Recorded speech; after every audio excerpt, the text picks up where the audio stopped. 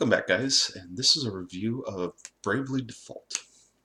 So Bravely Default is a game designed by Silicon Studios and published by Square Enix, and then it was imported to the US through Nintendo on the Nintendo DS. So what is Bravely Default? Simply put, it is a JRPG very much in the style of, I would say, Final Fantasy III and Final Fantasy V, with some of its own unique elements thrown in here and there. Its its combat is essentially turn-based, um, with some elements thrown in to kind of speed up the pacing of it. Um, very much like Final Fantasy III, whenever it's somebody's turn, you pick an action, you attack, you use a special ability, you use magic, an item, use your special attack if it's charged up, what have you. What's interesting about Bravely Default is actually in the title itself. There's two new mechanics called Braving and Defaulting. When your character, each of your characters, in addition to hit points and mana, has a resource called Brave Points. And normally, every turn they gain one Brave Point, which they spend on taking a regular action. Um, so, um, what they can do is either default, which is equivalent in other games like it to defending. But also what it does is it allows them to save their brave point for that turn and use it later with an ability called default. When a character defaults, they can spend up to 4 brave points and do 4 actions at the same time. This creates a very interesting and unique rhythm compared to these other games, because instead of everybody just kind of goes in a initiative order and um, just everybody just keeps going back and forth. There's this unique sort of rhythm where you can defend for multiple turns and then attack in like a huge burst, or try to, with like random encounters, try to go all out in the first round to eliminate your enemy before they can even attack, and things like that. So um, it that in and of itself is probably the most unique aspect of Bravely Default.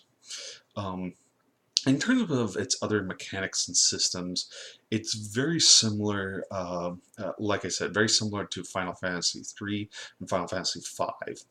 The way your characters advance is they advance in two ways. You have their character level, which is their overall level of every battle they get XP for killing monsters and fighting bosses, and your overall character level determines your stats, your hit points, and your mana. The other more important thing is that each character, um, as to start off, every character begins with a job called freelancer, and this is kind of an all-purpose job that has a nice some nice exploration abilities and things like that. But as you defeat bosses, you get what are called asterisks. And when you have an asterisk, you gain the the ability to advance as that new character class or job, as the game calls them. These jobs, there's a wide variety of them. Like the first two you get are monk and white mage. White mage has a lot of mana, can heal other party members, and even has some like offensive wind magic. And the monk, while they in general forgo weapons, they're very good with unarmed attacks, and they're strong and have one of the biggest hit point pools of any class. And so as you advance through the game and do not only the main quest but also a number of optional side quests, you get these asterisks, and your characters develop these abilities. And in addition to a a character's main ability. For example, like the White Mage, their main ability is they can cast white magic. They'll also have some sort of secondary ability. In the White Mage's case, once a battle is over, they can cure themselves of certain conditions, or like with the Sword Master is able to counter physical attacks, in addition to a number of abilities they gain from the class itself. The Monk uh, increases their unarmed damage as they level up, whereas other classes don't, and so on and so forth. So as you advance through the game, you get these new classes, and um, the probably a couple other things that go along with this are you can um, you can have up to 5 what are called support abilities, and there are a variety of things that can be as simple as increasing your physical or magic attack. It can give you immunities to various ailments. It can boost certain types of magic, and basically you can mix and match abilities to create whatever classes you want, and all of your characters are free to change to whatever job they want whenever they want. So if you have a high level white mage and you suddenly decide they want to be a knight, you can go ahead and do that. Um, so now I've kind of explained some of the mechanics of the game, I want to give you a little bit of the story. Um, the story of Bravely Default follows 4 characters that you get, within the first couple hours of the game. You start off with a fellow named Tiz Arior, whose village was recently destroyed, and he meets was essentially a priestess, in kind of a chance encounter. They end up heading back to a village together, fighting off this group that's after her called the Eternian Sky Knights, and they end up meeting up with another Eternian Sky Knight, named Idia, who defects to their side, and there's also this kind of um, um, womanizing guy who's lost his memories that they meet in town, and he ends up tagging along with them. So the 4 of them get together, and Agnes, the priestess that you meet, tells you that you need to travel to each of the 4 elemental crystals in the world to awaken them. And she has this little fairy named Airy. Yes, Airy the fairy, um, who travels along with her. And when you're in the inventory screen, she'll kind of float around in the bottom screen and tell you where you need to go and stuff like that. Um, so in terms, I don't want to tell you a lot about the story because I feel at the moment, if you there are some things I think I need to tell you about, but I'm going to put them in their own spoiler section later on in the video. So if you want to watch that stuff, that'll be there. If you want to avoid it, I'll mark it, put an annotation there. That way you can just skip past that part and go to the end of the video. So there's that. So in terms of uh, mechanics and story, I felt that the story, except for like one major kind of decision point towards the end, is well put together. I really liked the characters. I thought each of the characters had their own unique personalities, and they expressed themselves very well. Idia especially goes through a lot through the whole game, and has to face a lot of things she probably wasn't expecting to, and kind of evolves and grows throughout the game. So, um, uh, so in terms of graphics, performance, sound, the sound assets, the animations, the music, all of it's very well done. It's designed for the Nintendo 3DS, so it is very good for that system. It's not top to line compared to anything on the PC, but it's a beautiful and well animated game for the DS. and the music, the combat music, it tends to be spot on. A lot of very tends to be very appropriate for whatever location you're in and whatnot. So, um, so in general, I if you like JRPGs, especially if you've played Final Fantasy 3 or Final Fantasy 5, um, I would give Bravely Default a try. It is it's well designed, well put together, has a very interesting story. The combat's very smooth, very fluid for a turn-based game, um, and lots. It's the overall. I have very few problems with the game. Um, the The one problem I had with it, in addition to one of the story things that I'll tell you about, um, is it's while it is a JRPG, it's also very grindy in the sense that it takes a fair amount of time to get to high levels for each of the classes, and also some of the classes seem inherently unbalanced, like the Salve Maker class is. In theory, what they do is they take consumable items, put them together, and create a new, more powerful effect. The problem is the effect they tend to create are some of the most powerful effects in the game.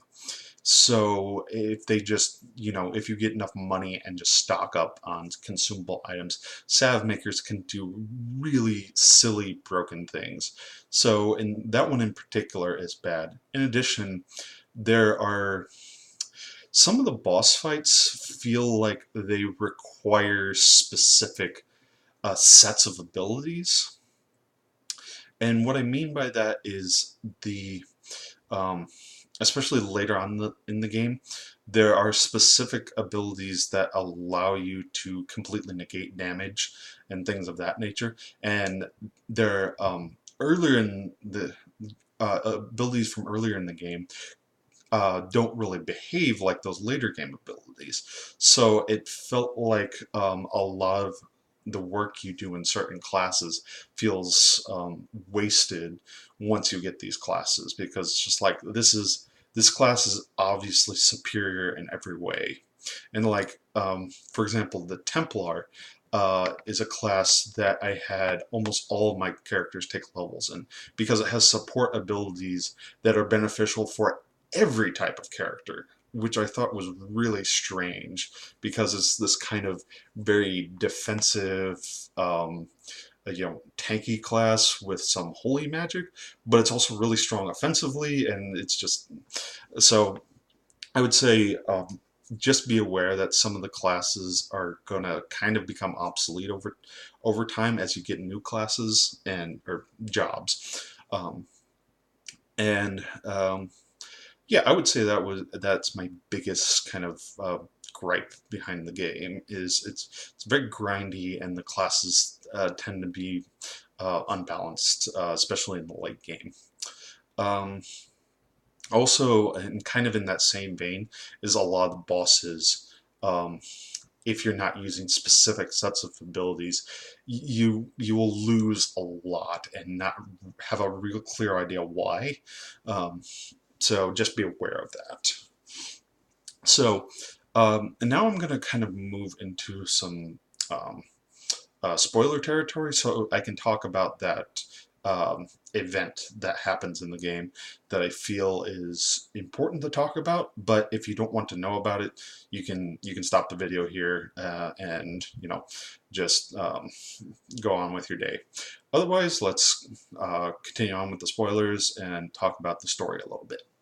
So, as I was telling you earlier, your job is to awaken these four elemental crystals. Um, and you proceed through the story, and you battle the Eternian Sky Knights, and eventually, get in contact with Idia's mentor, who is one person, her father, who's another person, several people she considers kind of like sisters and things like that. So she goes through a whole lot of things, as well as the whole group being chased by the Attorney and Sky Knights because of Anya's, and they're kind of cracking down on what's called the Crystal Orthodoxy, who Anya's is a part of. Um, what's After you activate the fourth crystal, um, you take your ship into this big pillar of light that appears in the sky, and a weird thing happens is you end up, well, you're not entirely sure where you end up.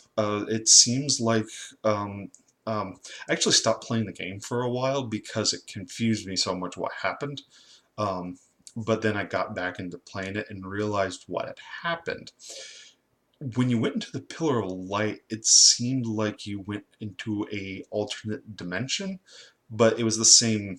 So it was the same planet, but different events that had happened, and you were you, but there were also like alternate versions of you somewhere in the world if they weren't dead or missing or what have you.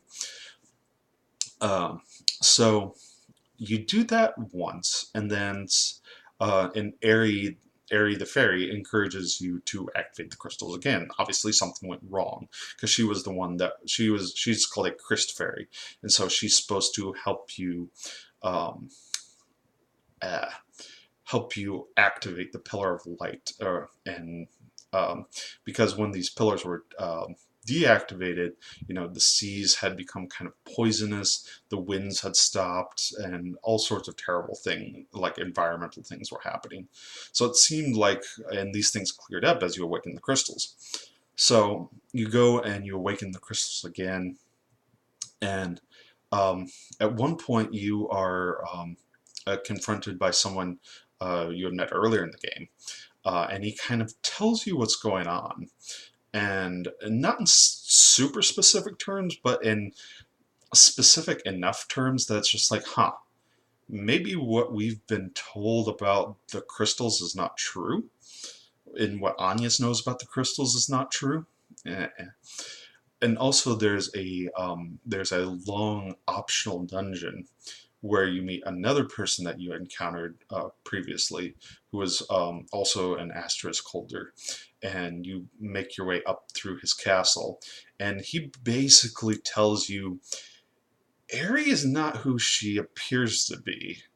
He doesn't specifically say Aerie, but it's heavily implied that she's the one that he's talking about, and that in like like he's a vampire, like, but not exactly a vampire.